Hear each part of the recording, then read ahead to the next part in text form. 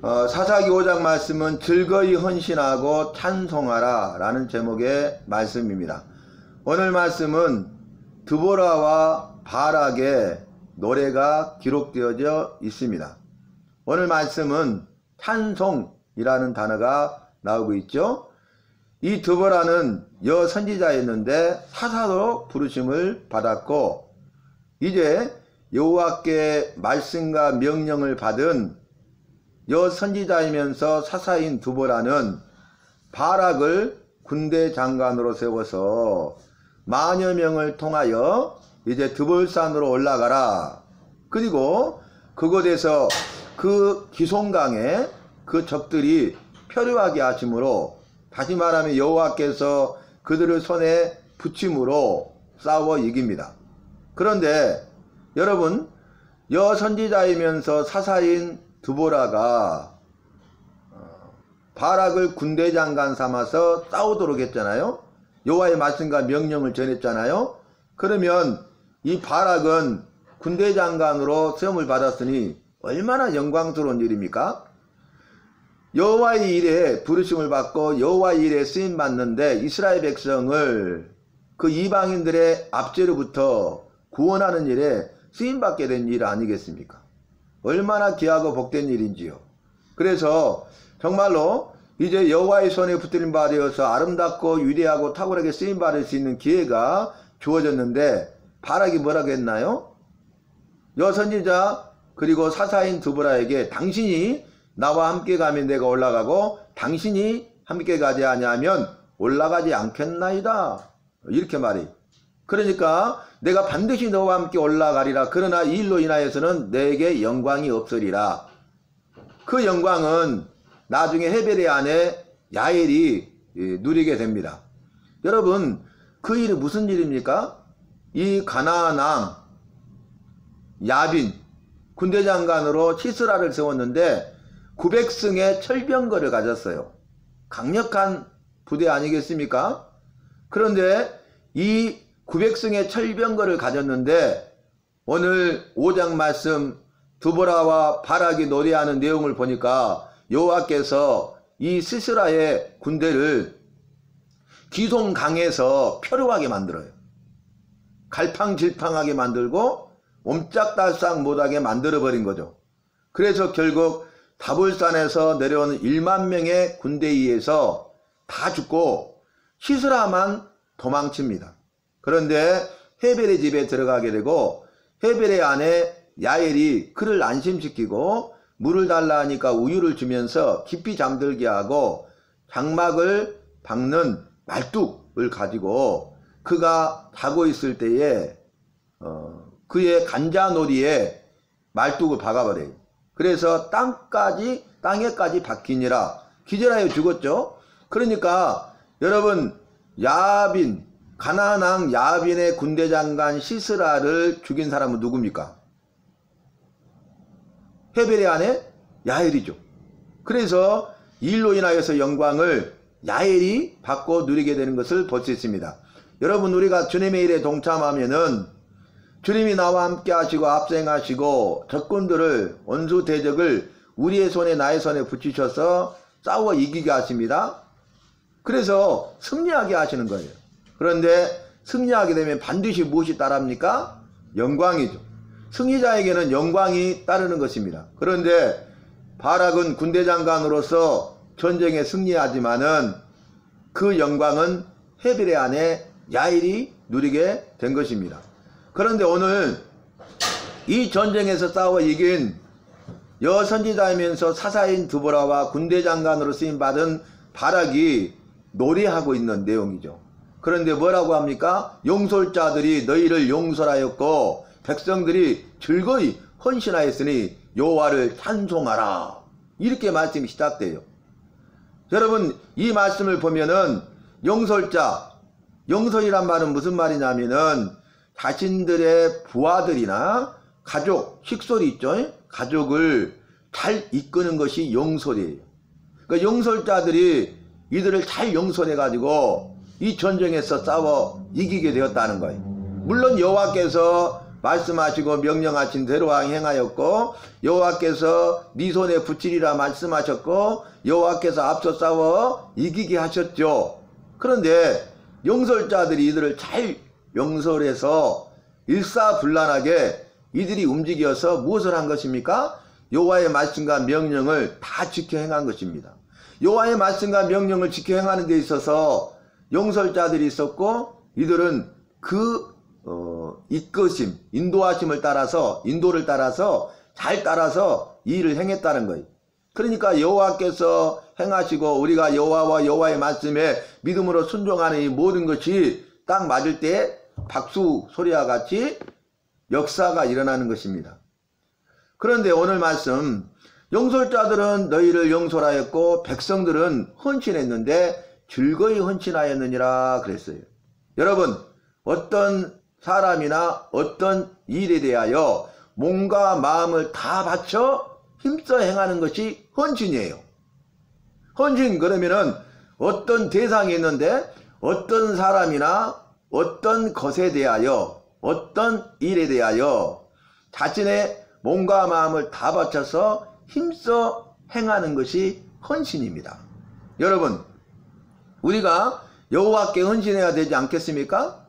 우리가 여호와께 우리의 몸과 마음을 다해서 힘을 다해서 우리가 여호와의 말씀을 지켜 행하고 여호와께서 원하시고 기뻐하시는 일을 행하고 여호와께서 명령하신 그 일을 행해야 되지 않겠습니까? 오늘 이스라엘 백성들이 용설자들의 인도함을 따라서 그들이 즐거이 헌신했다는 거예요.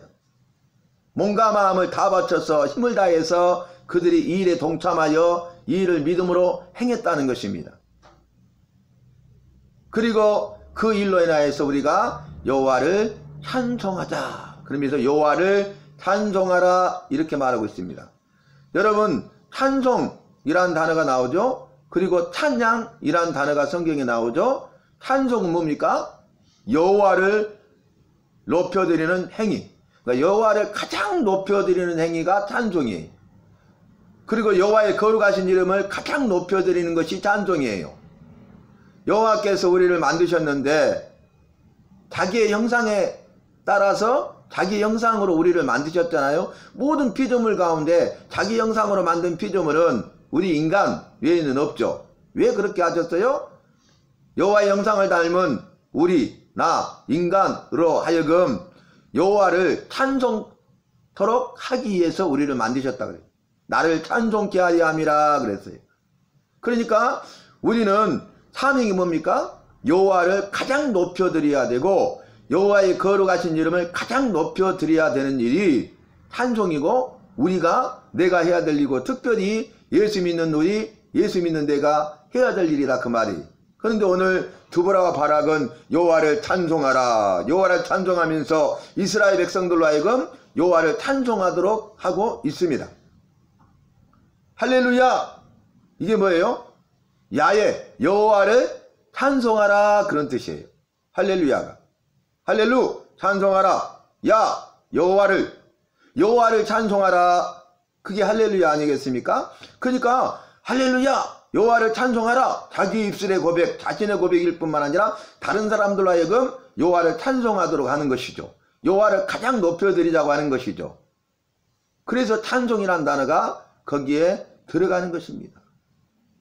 시편 말씀도 1편부터 150편 말씀까지 있잖아요. 성경에서 각권 가운데 66권 가운데 가장 긴 각권이 시편이죠. 150편까지 있잖아요. 그런데 이 시편의 별명이 뭡니까? 할렐루야 시편입니다. 여호와를 가장 높여드리자는 아름다운 시 이게 시편이에요. 여호와를 가장 높여드리기 위해서 지은 시 여호와를 가장 높여드리는 시 거기에 아름다운이 들어가요. 아름다운 시 이게 시편이에요.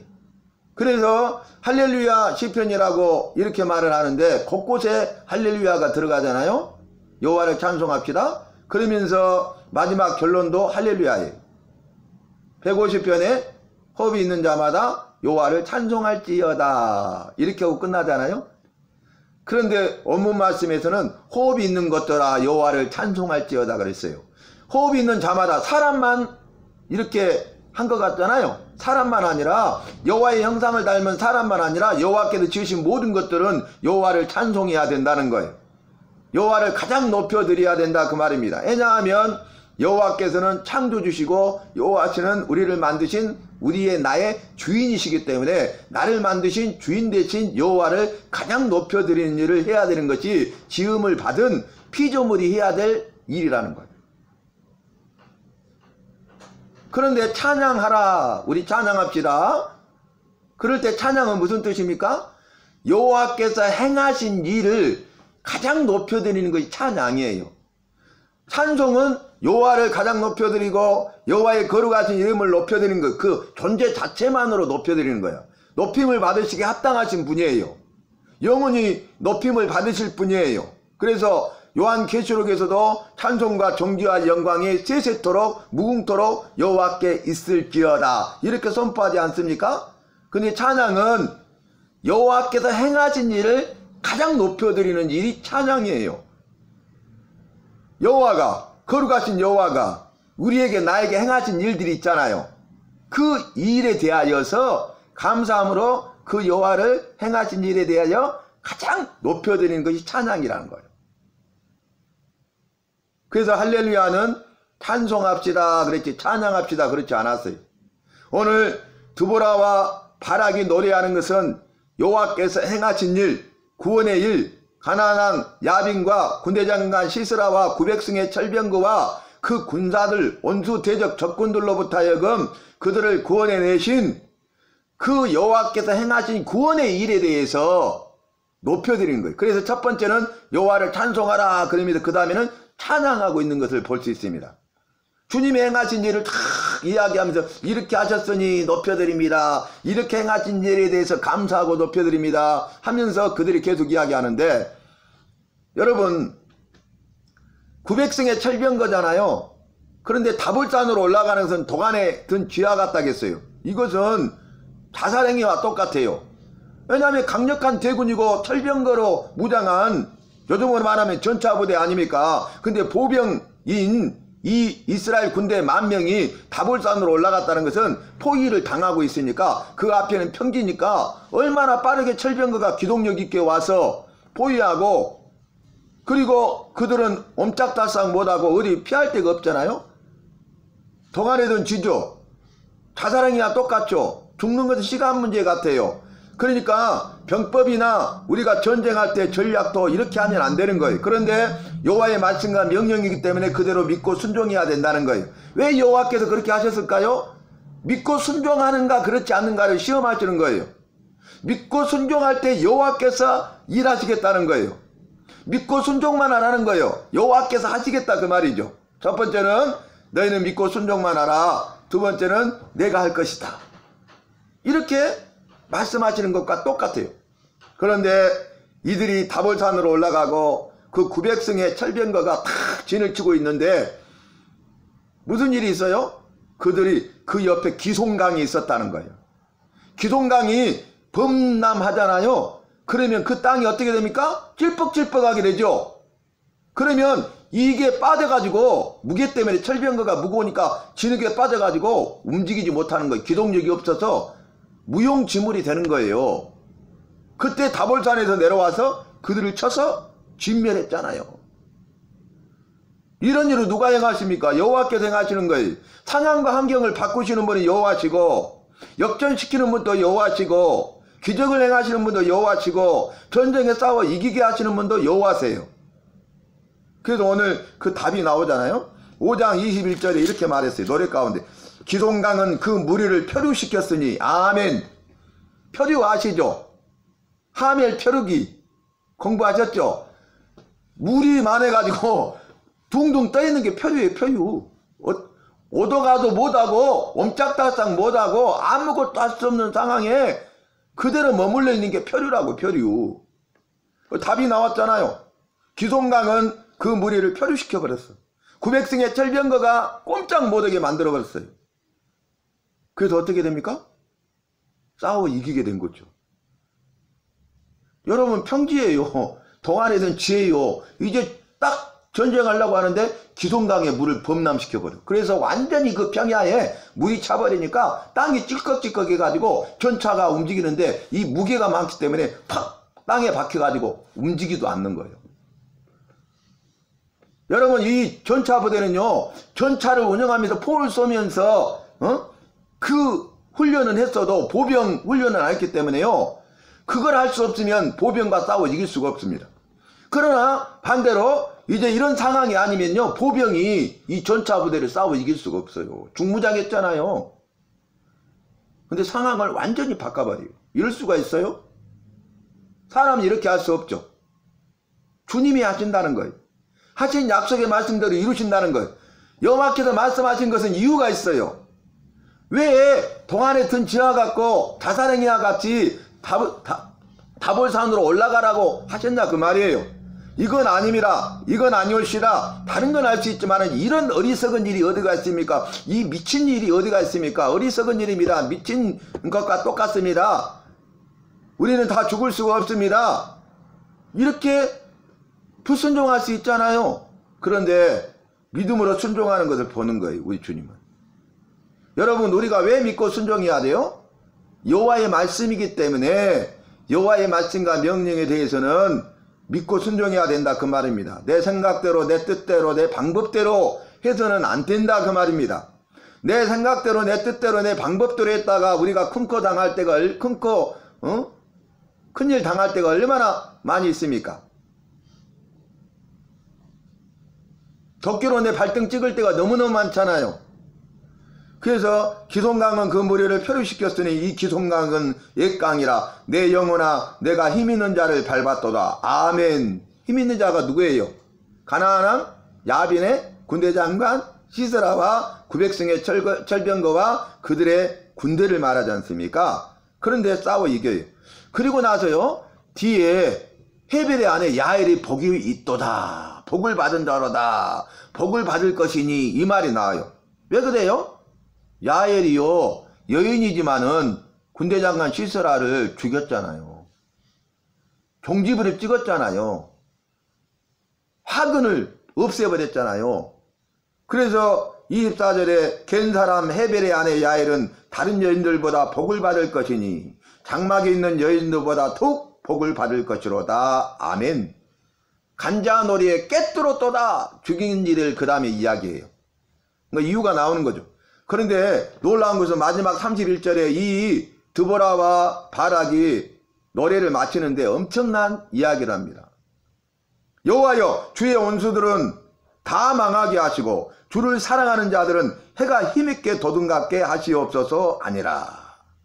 여러분, 원수들은 다 이와 같이 망하게 해달라. 시스라와 900성의 철병거와 그리고 그의 군대가 다 진멸되어 있잖아요. 망해버렸잖아요. 그래서 여호와여, 주의 원수들은 누구의 원수예요? 아니, 이스라엘의 원수가 주의 원수라고 표현하고 있습니다. 우리의 원수가 주님의 원수예요? 나의 원수가 주님의 원수예요?